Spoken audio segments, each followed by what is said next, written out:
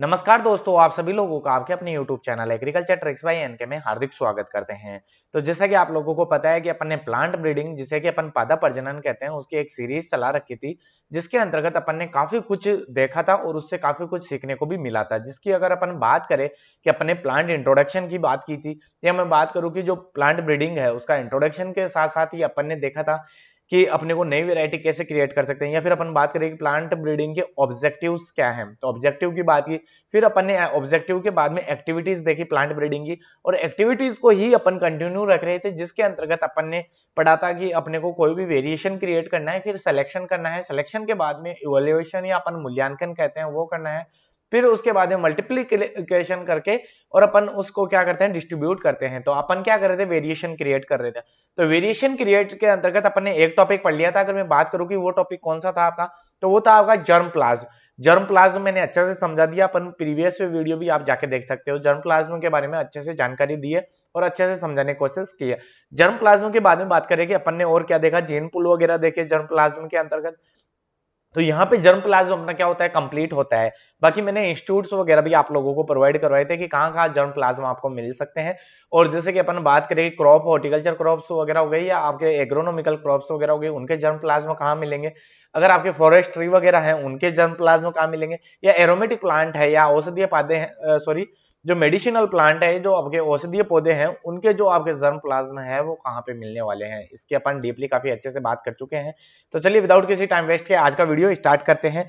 तो आज का वीडियो काफी शानदार रहने वाला है, क्योंकि अपन बात करें कि आज की वीडियो के अंतर्गत अपने देखने वाले हैं उसी टॉपिक को बात करेंगे आगे के, जो है प्लांट इंट्रोडक्शन। अगर मैं बात करूं कि प्लांट इंट्रोडक्शन क्या है, या अपन हिंदी के अंतर्गत बात करें, इसे कहते हैं पादप पूर्व स्थापन। क्या कहते हैं इसको, पादप पूर्व स्थापन। तो अगर इंग्लिश में ज्यादा ध्यान रखना है, क्योंकि कई बार डायरेक्ट ही इंग्लिश का ट्रांसलेशन कर दिया जाता है, प्लांट इंट्रोडक्शन ही लिख के दे दिया जाता है पादप पूर्व स्थापन की जगह। तो आप जिस चीज की भी तैयारी कर रहे हो जिसके अंदर प्लांट ब्रीडिंग आती है, तो उसका दोनों का टर्मिनोलॉजी का आपको विशेष रूप से आपको ध्यान रखना है। चलिए मैं इसके डेफिनेशन की बात बताऊं, तो मैंने डेफिनेशन काफी बार मैं आप लोगों को, जब से प्लांट ब्रीडिंग पढ़ रहे हैं इंट्रोडक्शन की, काफी बार मैंने आपको अच्छे से समझाया है। ये प्लांट ब्रीडिंग के अंतर्गत जो आपका प्लांट इंट्रोडक्शन है वो क्या होता है। प्लांट इंट्रोडक्शन वो है कि जहां पे पौधा पहले से न्यू उगाया जा रहा हो। मतलब की बात करें कि कोई भी एक वेराइटी है या कोई भी प्लांट वगैरह है जो पहले से वहां नहीं उगाया जा रहा हो, वहीं पे ले जाकर अपन उगा रहे हैं, तो उसे अपन क्या कहते हैं, प्लांट इंट्रोडक्शन कहा जाता है। चलिए डेफिनेशन की बात करते हैं। डेफिनेशन क्या कहती है आपकी, plant introduction A consist two of taking a genotype of group of genotype of plant into new environment where they were not beginning grow before। यानी कि जहां पे अपन अगर पौधा उगा रहे हैं तो वहां से वो पहले कभी नहीं उगाया गया हो, उसे अपन क्या कहते हैं, अपन क्या कह रहे थे, प्लांट इंट्रोडक्शन कहते हैं। तो आई होप आप लोगों को समझ में आया होगा। प्लांट इंट्रोडक्शन के डेफिनेशन के बाद में बात करें कि इसके अंतर्गत होता क्या है, कि अगर मैं बात करूं प्लांट इंट्रोडक्शन के द्वारा एक ही वर्ष में अति शीघ्र सस्य का सुधार किया जा सकता है। बिल्कुल सही बात है। लेकिन यानी कि अपन बात करें कि एग्रोनॉमिकल जो भी क्रॉप वगैरह होती है, अगर उसको जल्दी से सुधार लाना है अपने को, तो उसको कैसे लिया जा सकता है या कैसे किया जा सकता है। आप लोगों को जनरली मैंने पहले भी बताया था कि अगर एक ब्रीडर होता है, नई वेरायटी बनाता है, तो 10 से 12 साल लग जाते हैं उसे एक वेरायटी तैयार करने में। लेकिन अगर अपन बात करें कि जैसे कि यूएसए के अंदर कोई शानदार वेरायटी है और वो वहां पर शानदार तरीके से परफॉर्मेंस दे रही है और वो ग्रो की हुई है और अच्छे से उसको तैयार कर लिया गया है, तो अपन क्या कर सकते हैं कि अगर ये इंडिया के अंतर्गत नहीं उगाई जा रही है, तो अपन उस वेरायटी का क्या कर लेंगे, इंट्रोडक्शन कर लेंगे, जिसके द्वारा जो अपन 10 साल के अंतर्गत उसकी जैसी वेरायटी तैयार करते हैं ना, लेकिन इंट्रोडक्शन के द्वारा ही अपन क्या करते हैं, कम वर्षों में, या अपन बात करें कि कुछ ही टाइम के अंतर्गत अपन सस्य जो आपके एग्रोनॉमिकल क्रॉप वगैरह होती है उसके अंतर्गत सुधार ला सकते हैं। तो आई होप आप लोगों को समझ में आया होगा कि एक ही वर्ष में अति शीघ्र सस्य सुधार कैसे किया जा सकता है इंट्रोडक्शन के द्वारा। अपन बात करें कि परंतु इसकी सफलता अनुकूलता, यानी कि अपन बात करें कि जो एडॉप्टेशन होती है उसके आधार पर निर्भर करती है। अनुकूलता कैसे, कि अगर जैसे सपोज करो अपन ने वेरायटी लिया है, यूएसए से लिया है, अपन अमेरिका से वेरायटी तो लिया है, लेकिन अपना जो क्लाइमेट है उसके अंतर्गत अगर वो सर्वाइव ही नहीं कर पाएगी, तो अपन उसको कोई फायदा होगा क्या, नहीं होगा। तो उसके लिए आपको इन्वायरमेंट, सुटेबल इन्वायरमेंट भी अपने को देखना पड़ता है। तो इसका यही मुख्य परंतु एक कारण देखने को मिलता है कि अगर आपको इन्वायरमेंट सुटेबल होना चाहिए, अगर सुटेबल हो गया तो वो काफी इजी हो जाता है उसको उगाना, और इंट्रोडक्शन के द्वारा अपन काफी जो पादपों की जो अगर सुधार की बात की जाए तो वो आसानी से किया जा सकता है। चलिए मैं बात करूं आगे, इसके अंतर्गत दिया गया है जो आपका अनुकूलन है किसी भी पौधे। अनुकूलन क्या होता है, आपको काफी चीज जो डार्विन का सिद्धांत था वो अनुकूलता के आधार पर ही था, है ना। आप लोगों ने देखा होगा कि कोई भी आपको चिड़िया वगैरह है, कोई भी जीव है, अगर वो वातावरण के अकॉर्डिंग ढल जाता है तो वो क्या हो जाएगा, जीवित रहेगा या सर्वाइव करेगा। अगर वो उसके अकॉर्डिंग नहीं ढल पाता तो वो क्या हो जाएगा, डेड हो जाएगा, मर जाएगा, है ना। तो उसे अपन क्या कहते हैं, अनुकूलता कहते हैं, जिसका सिद्धांत डार्विन ने आपका दिया था। तो वही चीज है अनुकूलता, क्या है कि किसी भी पौधे को अन्य पौधे नए अगर वातावरण में परिवर्तित करते हैं, नए वातावरण के अंतर्गत लेके आते हैं, तो वो अभ्यस्त होता है। अभ्यस्त होना यानी कि वो या तो वहां पे सर्वाइव कर जाता है या फिर सर्वाइव नहीं कर पाता। अगर वो सर्वाइव कर लेता है तो अनुकूल बन जाता है, और यही क्या कहलाती है, आपकी अनुकूलता कहलाती है। तो आई होप ये तो इजी सी थी, आपको समझ में आया होगा। चलिए नेक्स्ट अगर अपन बात करें, नेक्स्ट आते हैं आपका, इसके अंतर्गत दिया गया है कि जो आपका टाइप्स ऑफ प्लांट इंट्रोडक्शन। अगर अपन बात करें कि प्लांट इंट्रोडक्शन के प्रकार कितने हैं, या फिर अपन बात करें पूर्व स्थापन के प्रकार कितने हैं, तो ये दो प्रकार के होते हैं, प्राथमिक और द्वितीयक। अपन बात करें कि प्राइमरी एंड सेकेंडरी इंट्रोडक्शन।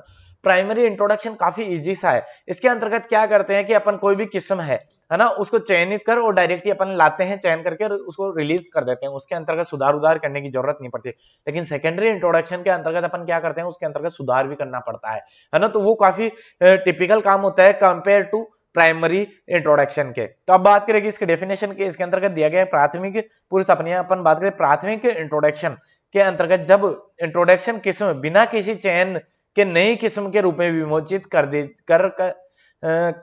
खेती के लिए विपरीत किया जाता है, तो उसे प्राथमिक इंट्रोडक्शन कहा जाता है। आई होप आप लोगों को समझ में आया होगा। एक बार मैं इंग्लिश में बता देता हूं ताकि आपको समझ में आ जाए कि प्राइमरी इंट्रोडक्शन होता क्या है। कि प्राइमरी इंट्रोडक्शन है वो क्या है, introduction that can be use for commercial cultivation as a variety without any alternation of in the और original genotype, it is known as primary introduction. जैसे कि अपन बात करें कि कोई भी चीज है, कोई भी वेराइटी वगैरह है, अपन उसके अंतर्गत अपन कोई सिलेक्शन वगैरह नहीं कर रहे, ओनली डायरेक्ट देखा अपन ने, लिया वहां से और उसको उगाना स्टार्ट कर दिया। उसके अंतर्गत अपन ने कोई ज्यादा सिलेक्शन वगैरह नहीं किया, ना कोई अपन ने उसके अंतर्गत कोई सुधार उधार किया। उसे अपन क्या कहते हैं, प्राथमिक आपका पूर्व स्थापन या प्राथमिक इंट्रोडक्शन कहा जाता है। जिसे कि अपन क्या करते हैं कि कोई भी किस्म का बिना किसी चयन के डायरेक्टली अपन क्या करते हैं, उसको रिलीज कर देते हैं। ये प्राथमिक क्या होता है, इंट्रोडक्शन होता है। आई होप आप लोगों को समझ में आया होगा। जैसे कि अपन एग्जांपल की बात करें कि जैसे अपने इंट्रोडक्शन किया गया था, कई वेराइटियां थी, जैसे सोनारा 64 थी। सोनारा 64 वेराइटी अपने लाई गई इंडिया के अंतर्गत। फिर इसके अंतर्गत आपके MS स्वामीनाथन, जिससे कि अपन हरित क्रांति के पितामह कहते हैं इंडिया के, उन्होंने इसके अंतर्गत आपके गामा रेज के द्वारा म्यूटेशन करके इससे भी नई वेराइटियां तैयार की थी, जिसने कि आपके हरित क्रांति के अंतर्गत अहम भूमिका निभाई थी। तो इसका भी अपन सेपरेट वीडियो बनाएंगे नोरिन 10 के नाम से, जिसके अंतर्गत मैं सभी इन चीजों को आपको अच्छे से समझाऊंगा। अपन बात करें कि और इंट्रोडक्शन किया गया था या इंट्रोड्यूस किया गया था, तो ये लर्मा रोजा और आपकी जो वीट सोनारा थी, यानी कौन सी, सोनारा 64, इन दोनों का इंट्रोडक्शन किया गया था। कहां से, मैक्सिको से, यानी कि अमेरिका से अपन डायरेक्ट वेराइटी लाए और यहाँ पर लाके अपन ने क्या कर दिया, रिलीज कर दिया। उसे अपन क्या कह रहे थे, प्राथमिक इंट्रोडक्शन या प्राइमरी जो आपका पूर्व स्थापन है वो कह रहे हैं। आई होप आप लोगों को समझ में आया होगा। इसके साथ ही अपन ने ये दोनों तो वीट की वेराइटियां लेके आए, अपन वहां से इंट्रोड्यूस किया। इसके साथ ही अपन ने एक चीज और इंट्रोड्यूस की, वो क्या, राइस की वेराइटी। राइस की वेराइटी सर आपने कौन सी इंट्रोड्यूस करवाई, वो करवाई थी अपन ने क्या, सेमी ड्वार्फ राइस, यानी कि TN1, जिसे कि टाइचुंग नेटिंग फर्स्ट कहा जाता है। इसके अलावा IR8 भी करवाई, IR20 एंड IR36। ये वेराइटी अपन ने क्या की, USA से या मैक्सिको से इंट्रोड्यूस की थी। तो डायरेक्ट इंट्रोड्यूस किया और अपन ने उसको वेराइटी के रूप के अंतर्गत अपन ने क्या किया, रिलीज कर दिया। तो यही आपका क्या होता है, प्राथमिक जो इंट्रोडक्शन या फिर अपन बात करें कि प्राइमरी इंट्रोडक्शन कहलाता है। आई होप आप लोगों को प्राइमरी इंट्रोडक्शन या अपन बात करें कि आप लोगों को जो आपका प्राथमिक पूर्व स्थापन है वो समझ में आया होगा। चलिए नेक्स्ट अपन बात करें कि पूर्व स्थापन के सेकंड पार्ट की, कि दूसरा कौन सा प्रकार का, प्राइमरी अपन ने इंट्रोडक्शन देख लिया। सेकेंडरी इंट्रोडक्शन क्या होता है, तो द्वितीय पूर्व स्थापन की जब बात की जाए तो जब क्या होता है, इसमें क्या करते हैं, किस्मों का चयन करते हैं। क्या करते हैं, किस्मों का चयन करते हैं और उसका स्थानीय किस्मों के साथ संकरण करवाते हैं। तो मैंने ये चीज पहले ही आपको इजी वे के अंतर्गत बता दी थी कि अपन कोई भी, जैसे कि अपन ने बात की कि अभी जैसे सोनारा 64 है ना, सोनारा 64 को अपन ने क्या किया कि या फिर IR8 है, IR8 USA के अंतर्गत वेराइटी तैयार की गई, अपन उसको इंडिया के अंतर्गत लाए और उगाने लग गए। ये कौन सा हुआ? प्राथमिक इंट्रोडक्शन। लेकिन अपन ने क्या किया, मैंने बताया कि जो आपकी सोनारा 64 थी उसको अपने इंडिया के अंतर्गत लाए और एम एस स्वामीनाथन साहब ने उसके अंतर्गत म्यूटेशन करवा के एक नई वेरायटी बनाई, है ना। तो उसे अपन अगर उगा रहे हैं, उस वेरायटी को उगा रहे हैं, उसे अपन क्या कहेंगे? Secondary introduction. आई होप आप लोगों को समझ में आया होगा कि सेकेंडरी इंट्रोडक्शन किसे कहते हैं। तो द्वितीय आपका पूर्वस्थापन क्या हो जाता है? जब अपन किसी भी किस्म का चयन करके उसे किसी स्थान किस्म के संकरण से, यानी कोई भी स्थान के ऊपर या कोई भी लोकल वेरायटी के साथ में अपन संकरण करके उससे विकसित नई वेरायटी तैयार की जाती है, उसे अपन क्या कहते हैं? द्वितीय की अपन बात करें सेकेंडरी इंट्रोडक्शन कहा जाता है। आई होप आप लोगों को समझ में आया होगा। अगर कोई भी इंग्लिश मीडियम का विद्यार्थी है वो भी यहाँ पे इंग्लिश के अंतर्गत यहाँ से पढ़ सकता है। चलिए अपन बात करें कि नोट, इसके अंतर्गत काफी इंपॉर्टेंट चीज दी गई है कि अगर अपन बात करें इसके अंतर्गत क्या दिया गया है कि जो आपके सेकेंडरी इंट्रोडक्शन है, क्या secondary introduction is much more common the primary introduction, यानी कि ये आपका कॉमन है। Secondary introduction common, the plant material are classified into 3 groups, जिसे कि 3 ग्रुप के अंतर्गत अपन बांटा गया है। जो सेकेंडरी इंट्रोडक्शन है वो आपका कॉमन है किसके? प्राइमरी के, क्योंकि अपन डायरेक्ट कोई भी वैरायटी लाते हैं और डायरेक्ट नहीं उगाते, अपन क्या करते हैं उसके अंतर्गत चेंजिंग लाते हैं या क्रॉस वगैरह करवाते हैं, फिर अपन रिलीज करते हैं। ये आपका कॉमन मेथड हो जाता है। और इसके अंतर्गत अपन 3 कॉमनली जो आपके ग्रुप्स हैं वो यूज करते हैं। कौन कौन सा? एक्सोटिक कलेक्शन, अपन बाहर से लाते हैं और कोई भी वैरायटी वगैरह के कलेक्शन करेंगे और उसे लाएंगे, उसे कलेक्शन कर सकते हैं जिसे एक्सोटिक कलेक्शन कहा जाता है। इंडोजीनियस कलेक्शन, जो अपने जो आसपास के एरिया के अंतर्गत ही अपन बात करेंगे, जैसे कि इंडिया है, इंडिया के अंतर्गत अगर आपको वेरियस वेरायटियां मिल रही है तो उसका भी कलेक्शन करके आप नया इंट्रोड्यूस करवा सकते हो। या इंडिजिनस जो वाइल्ड कलेक्शन, जिसके अंतर्गत क्या होगा कि जो इंडिजिनस तो है अपने इंडिया के अंतर्गत ही उग रही है, लेकिन जो स्पीसीज क्या है आपकी वाइल्ड है, यानी कि वो जंगली प्रजातियां हैं। तो आपको समझ में आया कि अपन ने क्या किया? एक्सोटिक कलेक्शन के अंतर्गत क्या कर रहे थे? अपन आउट ऑफ कंट्री से लेके आ रहे थे, कोई भी बाहर से लेके आएंगे और उसे अपने यहाँ से क्रॉस करवा के नई वेरायटियां बनाएंगे। इंडोजिनस की अपन बात करेंगे, जैसे कि राजस्थान के अंतर्गत अलग वेरायटी है, जम्मू कश्मीर में अलग वैरायटी है, एमपी के अंतर्गत अलग वैरायटी है। तो ऐसे अगर 2 स्टेटों की वैरायटियों को अपन कलेक्शन करवा करके रखते हैं तो वो क्या हो जाती है? आपके इंडोजिनस हो जाती है। या इंडोजिनस वाइल्ड स्पीसीज के अंतर्गत अपन या वाइल्ड कलेक्शन की बात करें तो आपके जो इंडिया के अंतर्गत ही ग्रो होने वाली जो वेरायटियां होती है लेकिन वाइल्ड स्पीसीज के अंतर्गत है, इनका अगर अपन क्या करवाते हैं? उन्नत किस्मों के साथ में अगर क्रॉस करवा के अगर विकास करते हैं तो आपका क्या कहलाता है? आपका सेकेंडरी इंट्रोडक्शन के अंतर्गत ही आता है। इसके माध्यम से भी अपन सेकेंडरी इंट्रोडक्शन करवा सकते हैं। आई होप आप लोगों को प्राथमिक और द्वितीय दोनों इंट्रोडक्शन समझ में आया होगा। अगर मैं बात करूं कि जो आपके इंट्रोडक्शन था तो इसका पहला इंट्रोडक्शन था वो आपका किस पे था? एडॉप्टेशन के आधार पर। तो अपन ने पहला क्लासिफिकेशन पढ़ा एडॉप्टेशन के आधार पर, जो कौन सा था? Primary introduction and secondary introduction. अगर मैं बात करूं बेस्ड ऑन यूटिलाइजेशन, यानी कि उपयोगिता के आधार पर, अगर उपयोगिता के आधार पर इंट्रोडक्शन को भी 2 भागों में बांटा गया है। ये काफी इंपॉर्टेंट हो जाता है, कई किताबों के अंतर्गत नहीं दिया गया, लेकिन आपको ऐसी कोई चीज नहीं छोड़नी। अगर प्लांट ब्रीडिंग पढ़ रहे हो तो आपको छोटी से छोटी चीजें भी यहाँ पे समझाई जाएगी ताकि आप लोगों का कोई भी टॉपिक यहाँ से ना छूटे। चलिए बात करेंगे यूटिलाइजेशन के आधार पर या उपयोगिता के आधार पर 2 प्रकार के होते हैं आपके इंट्रोडक्शन।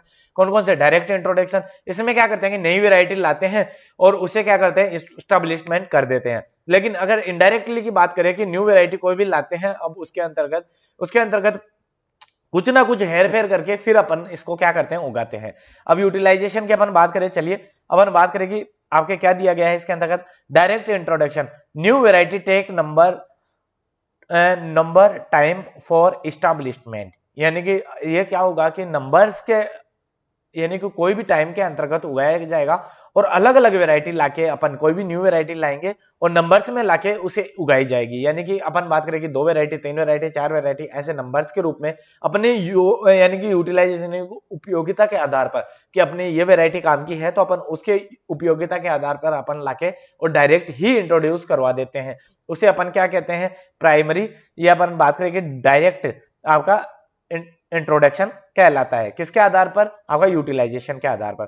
मैं सेकेंडरी की बात करूं या अपन बात करें कि इनडायरेक्ट इंट्रोडक्शन, यूटिलाइजेशन के अंतर्गत अगर अपने को उपयोग में तो लेना है लेकिन डायरेक्ट ही नहीं, डायरेक्ट तो अपन ने लाए और उगा दिया, वो तो डायरेक्ट हो गया, लेकिन इनडायरेक्ट के अंतर्गत अपन क्या करते हैं? New variety takes some time of establishment, इसको टाइम लगता है एस्टैब्लिशमेंट में। क्यों? क्योंकि ये क्या होता है कि primary introduction is also known as direct introduction, वो तो क्या हुआ? अपन लाए और उगा दिया। लेकिन इनडायरेक्ट के अंतर्गत क्या होता है कि अपन लाते हैं और उसे ग्रो करते हैं, और कुछ उसके अंतर्गत जो इन्वायरमेंट के कारण जो फैक्टर अफेक्टेड करते हैं, या अपन कोई भी इंसेक्ट वगैरह या कोई भी चीज जो वहां के वातावरण के अकॉर्डिंग सुटेबल नहीं होती, इस वजह से अपन वहां पे या तो सुटेबल करवाते हैं या फिर अपन उससे ऐसी वेराइटियों के साथ क्रॉस करवा के फिर अपन यूटिलाइज करते हैं, जिसे अपन क्या कहते हैं, इनडायरेक्ट इंट्रोडक्शन। इनडायरेक्ट का समझ में आएगा कि डायरेक्ट में क्या कर रहे हैं, अपन ला रहे हैं वेराइटी और डायरेक्ट अपन ने उगाना स्टार्ट कर दिया। इनडायरेक्ट के अंतर्गत क्या कर रहे हैं कि भैया कोई वेराइटी है यूएसए के अंतर्गत उग रही है, लेकिन अपने इंडिया के अंतर्गत वो उसको क्लाइमेट सुटेबल नहीं मिल रहा, अपन क्या करेंगे कि उसका किसी दूसरी वैरायटी के साथ में क्रॉस करवाएंगे। क्रॉस करवाने के बाद में ऐसे गुण उसके अंतर्गत, या मैं बोलूं कि आपके ऐसे जीन उसके अंतर्गत डालेंगे कि जो राजस्थान के अंतर्गत भी आसानी से ग्रो हो सके, तो वो कौन सा हो जाएगा, इनडायरेक्ट। यानी कि अपन लेके तो आए हैं लेकिन उसमें कुछ ना कुछ मॉडिफिकेशन करके अपन ला रहे हैं, वो क्या हो जाता है, आपका इनडायरेक्ट इंट्रोडक्शन कहलाता है। तो आई होप आप लोगों को ये चीज भी समझ में आई होगी। अपन ने दोनों इंट्रोडक्शन थे, इंट्रोडक्शन के दोनों चीजें देख ली अपन ने कि यूटिलाइजेशन के आधार पे भी देख लिया और एडेप्टेबिलिटी के आधार पे भी देख लिया, या एडोप्टेशन के आधार पे भी देख लिया, अनुकूलता के आधार पे भी देख लिया, और उपयोगिता के आधार पर भी इंट्रोडक्शन दो दो प्रकार के होते हैं। प्राय अगर अपन बात करें कि जो आपके अनुकूलता के आधार पर दो प्रकार के, प्राथमिक इंट्रोडक्शन, द्वितीयक इंट्रोडक्शन। अब मैं बात करूं कि उपयोगिता के आधार पर आपके क्या होगा कि डायरेक्ट यानी कि सीधा आपका इंट्रोडक्शन, यानी कि सीधे ही आपका क्या कर पूरी स्थापन कर दिया या फिर पूरी स्थापन कर दिया जाता है, और एक क्या होता है, इनडायरेक्ट रूप से कर दिया जाता है। यही अपन ने इस वीडियो में देखा। अब मैं बात करूं कि फेमस प्लांट इंट्रोडक्शन एजेंसीज, जो फेमस प्लांट ब्रीडिंग एजेंसीज कौन सी है जहां पर इंट्रोड्यूस किया जाता है, यानी कि जो आपके इंट्रोडक्शन करते हैं, अपन कोई भी चीज लाते हैं तो वो एजेंसियां कौन सी है फेमस। तो इसकी अपन ने पहले भी बात की थी, जिसके अंतर्गत मैंने क्वार्टाइन से संबंधित आपको वीडियो के माध्यम से बताया था। तो अपन बात करेंगे कि जो इंट्रोडक्शन वाली फेमस एजेंसी है कौन सी है। ये क्वेश्चन काफी बार पूछा गया है। अगर आप बात करो कि डब्ल्यूओ का पेपर, एओ के पेपर, इसके साथ ही अगर मैं बात करूं कि काफी बार आपके जेआरएफ के अंतर्गत भी ऐसे क्वेश्चन देखे गए हैं, तो आपको ये भी आपको विशेष रूप से आपको ध्यान रखना है कि फेमस जो प्लांट इंट्रोडक्शन की एजेंसियां है वो कौन कौन सी है। तो अपन मुख्य बात करें कि चार एजेंसियां हैं इसकी, कौन कौन सी चार एजेंसियां है। पहली अगर मैं बात करूं तो आईबीपीजीआर है, जो आईपीजीआरआई है। इसके अलावा अपन बात करें एनबीपीजीआर है, इसके अलावा एफआईआरआई है, और इसके अलावा बीएसआई है। तो इसकी अपन तीनों की अपन बात करें, इन तीन की पहले भी अपन देख चुके हैं। अगर प्लांट क्वारंटाइन की जब बात की थी तो मैंने बताया था कि प्लांट क्वारंटाइन करते हैं, जब अपन पढ़ेंगे आगे इसके अंतर्गत प्लांट इंट्रोडक्शन के आगे आपके जो भी इफेक्ट्स वगैरह हैं, या अपन प्लांट इंट्रोडक्शन की प्रक्रिया है या प्रोसेस वगैरह है वो कैसे की जाती है, उसके अंतर्गत आपके क्वारंटाइन एक शब्द आएगा। तो उसके अंतर्गत मैंने आपको पहले बताया था, एनबीपीजीआर के बारे में बताया था, एफआरआई के बारे में बताया था, और बीएसआई के बारे में बताया था।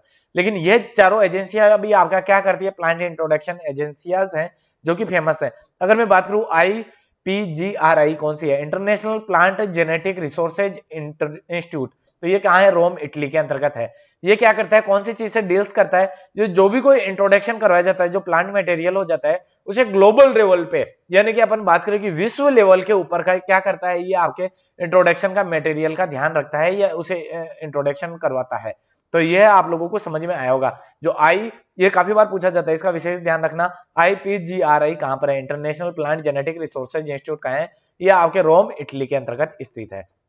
दूसरी एजेंसी की मैं बात करूं, ये आपके इंडिया वाली एजेंसियां हैं। इंडिया के अंतर्गत एनबीपीजीआर जो आपके नई दिल्ली के अंतर्गत है, जिसे अपन national bureau of plant genetic resources कहते हैं, नई दिल्ली में स्थित है। अपन इसकी आगे बात करें तो इसके अंतर्गत जो आपके एग्रीकल्चरल क्रॉप वगैरह है और जो हॉर्टिकल्चर क्रॉप है, उनका इंट्रोड्यूशन क्या किया जाता है, जो इंट्रोडक्शन किया जाता है उससे ये डील करने का कार्य करता है। अपन बात करें एफआरआई मैंने बताया था कि फॉरेस्ट रिसर्च इंस्टीट्यूशन, जो कहां पर है, आपका जो फॉरेस्ट रिसर्च इंस्टीट्यूट है वो आपका देहरादून के अंतर्गत स्थित है।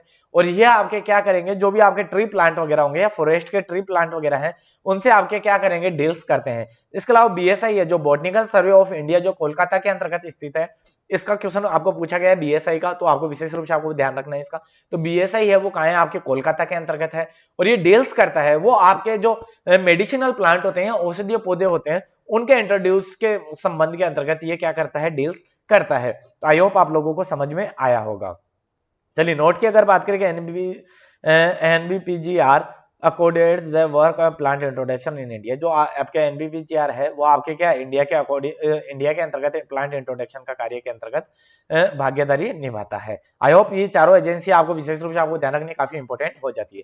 चलिए मैं बात करूं कि इसकी प्रक्रिया की पूर्व स्थापना या प्लांट इंट्रोडक्शन की स्टेप या प्रोसेस क्या होती है। अपने को पहले क्या करना पड़ेगा, पहले अपने को प्रोक्योरमेंट करना पड़ेगा, यानी कि अर्जन करना पड़ेगा, फिर अपने को क्वांटाइन करना पड़ेगा, फिर उसको सेपरेट करना पड़ेगा, फिर अपने को कैटलॉगिंग करना पड़ेगा, या फिर हम बात करें कि सूचीबद्ध करना पड़ेगा कि इसके अंतर्गत क्या क्या कैरेक्टर है, क्या क्या नाम है ना, उन सब चीजों को देखना पड़ेगा। फिर अपन इवेल्युएशन करते हैं जिसे मूल्यांकन कहा जाता है। फिर उसके बाद में अपन क्या करते हैं, मल्टीप्लीकेशन करते हैं और डिस्ट्रीब्यूशन किया जाता है। चलिए इन 6 की 6 स्टेप हैं, इनको अच्छे से समझने की कोशिश करते हैं और पढ़ते हुए आगे की ओर चलते हैं। मैं बात करूं कि जो आपके प्रोसेसर ऑफ प्लांट इंट्रोडक्शन, यानी कि प्रोसेसर क्या है, आपके अपन बात करें कि जो आपकी प्रक्रिया क्या है ना। चलिए बात करें जो आपका प्लांट इंट्रोडक्शन है उसमें 6 प्रक्रियाएं होती है कुल। तो 6 प्रक्रियाएं कौन कौन सी होती है। तो पहली प्रक्रिया की बात करूं कि जिसे अर्जन कहा जाता है या प्रोक्योरमेंट कहा जाता है। इसमें क्या हो जाता है कि वांछनीय जनन द्रव्य, यानी कि जो आपके जो डिजायर प्लांट, जो आपका क्या था प्लांट जर्म प्लाज्म, क्या जर्म प्लाज्म या कोई किस्म का प्राप्त करने का अर्जन कहलाता है। अपन कोई भी जर्म प्लाज्म कहीं से लेकर आ रहे हैं, पहले मैंने आपको इंट्रोडक्शन से पहले जर्म प्लाज्म काफी अच्छे से समझाया, तो आपको पता होगा कि अपन कहीं से भी कोई भी जो अपनी इच्छा वाला है या अपने को जो चाहिए वो जर्म प्लाज्म ला रहे हैं, वो सीड भी हो सकता है, मैंने बताया था आपको कि कोई वेजिटेटिव पार्ट भी हो सकता है, सीड भी हो सकता है, कोई सेल भी हो सकती है, या कोई ऑर्गन भी हो सकता है ना। लेकिन अपन क्या करेंगे कि जो आपका क्या होगा कि अपन प्रोक्योरमेंट करेंगे, उसके अंतर्गत क्या करते हैं, जर्म प्लाज्म लाते हैं या कोई भी किस्म से प्राप्त किया हुआ कोई भी डिजायर चीजें लाते हैं, उसे अपन क्या कहते हैं अर्जन, जो आपका अर्जन है वो कहा जाता है, प्रोक्योरमेंट कहा जाता है। यह क्या होता है, सभी पादप यानी कि जो आपका इंट्रोडक्शन किया जाता है तो राष्ट्रीय पादप अनुसंधान ब्यूरो जो आपके एनवीपीजीआर है नई दिल्ली के अंतर्गत स्थित है, उसके माध्यम से अनिवार्य किया जाता है। सबसे पहले अगर आपको प्लांट इंट्रोडक्शन करना है तो अपन कोई भी वेराइटी लेके आएंगे या कोई भी जो अपने को जर्म प्लाज्म है वो लेके आ रहे हैं बाहर से, तो अपन क्या करते हैं पहले एनबीपीजीआर के पास में जाएंगे, फिर भैया वो देखेगा कि वास्तव में ये सही तो है, इसके साथ में कोई बीमारी तो नहीं आ गई है, कोई खरपतवार तो इसके साथ में नहीं आ गया, कोई इंसेक्ट तो इसके अंतर्गत लगा हुआ नहीं आ गया। क्या पता कि वहां पे अगर पूरी क्रॉप को नुकसान पहुंचा चुका हो, वो यहाँ पे इंडिया में आके भी तो नुकसान पहुंचा सकता है। काफी आपने वीडियो देखे होंगे कि जो आपके इंडिया के अंतर्गत काफी क्रॉपों के साथ में आ गए हैं। तो इसीलिए अपन क्या करते हैं, कोई भी इंट्रोडक्शन करते हैं तो उससे पहले प्रोक्योरमेंट किया जाता है, उसका चेकअप किया जाता है। वो चेकअप कौन करता है, आपका एनबीपीजीआर करता है। तो जैसे ही उसका चेकअप करता है, फिर देखता है कि भैया इसके अंतर्गत कोई बीमारी वगैरह तो नहीं है, तभी वो क्या करती है एजेंसी आपको आगे लेके जाने की अनुमति देती है। नहीं तो फिर वहीं से अपन क्या करते हैं, उसको या तो डिस्ट्रॉय कर देते हैं या फिर वापस रिटर्न भेज देते हैं। चलिए बात करें प्रोक्योरमेंट, समझ में आया होगा कि अपने को कोई भी जर्म प्लाज्म लेना है, उसका कलेक्शन करना है और अपन उसको कहां लेके जाएंगे, एनबीपीजीआर के पास में लेके जाएंगे और वो बताएंगे अपने को कि हाँ कि इसके अंतर्गत कोई बीमारी तो वगैरह तो नहीं है, इसके अंतर्गत कोई समस्या तो नहीं है, अपन आराम से इसके अंतर्गत उगा सकते हैं कि नहीं उगा सकते हैं। तो पहला स्टेप हो गया अपना प्रोक्योरमेंट, जिसके अंतर्गत अपना डिजायरेबल जीन वगैरह है या डिजायरेबल जर्म प्लाज्म है या सीड वगैरह है वो लाएंगे और एनबीपीजीआर के पास में उसका मुहैया करवाएंगे। दूसरा फिर क्या करते हैं, क्वारंटाइन करते हैं। फिर अपन जहां बाहर से या तो पौधा लेके आए हैं, कोई भी अपन क्या करते हैं सीड वगैरह लेके आए हैं, तो फिर उनको सेपरेट रखेंगे, अलग रखेंगे और उनमें चेक करेंगे कि 10-15 दिन उसको ग्रो करके देखेंगे या फिर 10-15 दिन उसको रख के देखेंगे कि उसके अंतर्गत कोई कीट तो नहीं आया, कोई रोग तो नहीं है।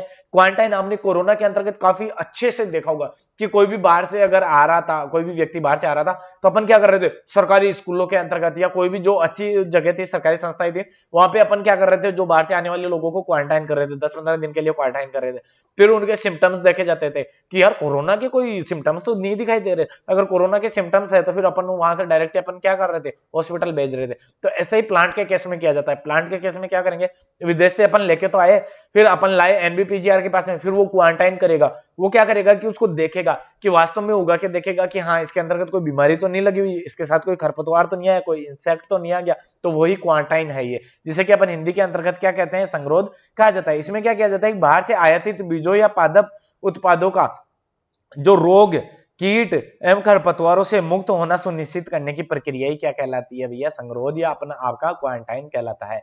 कि वो यह सुनिश्चित करता है क्वारंटाइन के माध्यम से कि भैया इसके अंतर्गत कोई बीमारी तो नहीं है, इसके अंतर्गत कोई इंसेक्ट तो नहीं आ गया, कोई वीड तो नहीं आ गया है इसके माध्यम से। तो यो आपका अगर क्वारंटाइन पहले प्रोक्योरमेंट हो जाएगा, फिर क्वारंटाइन हो जाता है, फिर अपन चलते हैं नेक्स्ट स्टेप पे। फिर इसमें करते हैं कैटालॉगिंग। कैटालॉगिंग का मतलब होता है कि सूचीबद्ध करना। फिर अपन ने जो डिजायर जीन या जर्म प्लाज्मा वगैरह लेके आए हैं उसको उगा के देख लिया कि भैया एकदम परफेक्ट है, इसके अंतर्गत कोई इंसेक्ट नहीं है, कोई बीमारी नहीं है इसके द्वारा, तो ये एकदम परफेक्ट है, कोई रोग भी नहीं है इसके अंतर्गत। तो फिर अपन क्या करते हैं, उस जर्म प्लाज्मा को लाएंगे या जो सीड वगैरह है उसको लाएंगे या कोई सेल ऑर्गन है या सेल है उसको लाएंगे।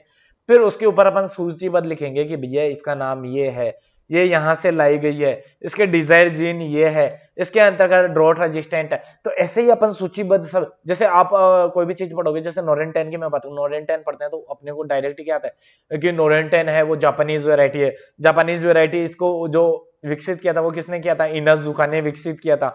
अरे भैया कि ये वेराइटी कैसे तैयार हुई थी, तो ये 3 के क्रॉस से हुई थी कि कौन कौन से, जैसे दारुमा हो गया, जो फूल्स हो गया, और आपके जो कौन सी थी टर्की रेड, उनसे क्रॉस करवा के तैयार की गई थी। इसके अंतर्गत डिजीज रेजिस्टेंट भी था, इसकी हाइट क्या है, 2 फीट की हाइट थी, है ना, और इंसेक्ट रेजिस्टेंट और डिजीज रेजिस्टेंट भी देखी गई। तो इसीलिए अपन लाए उसको और इंट्रोड्यूस करवाए। फिर तो ऐसे ही करते हैं ना, तो ऐसे ही अपन उस वेराइटी के अपन लिख देते हैं कि इसका ये करेक्टर है, ये यहाँ से लाई गई है, ये अब तैयार की गई है।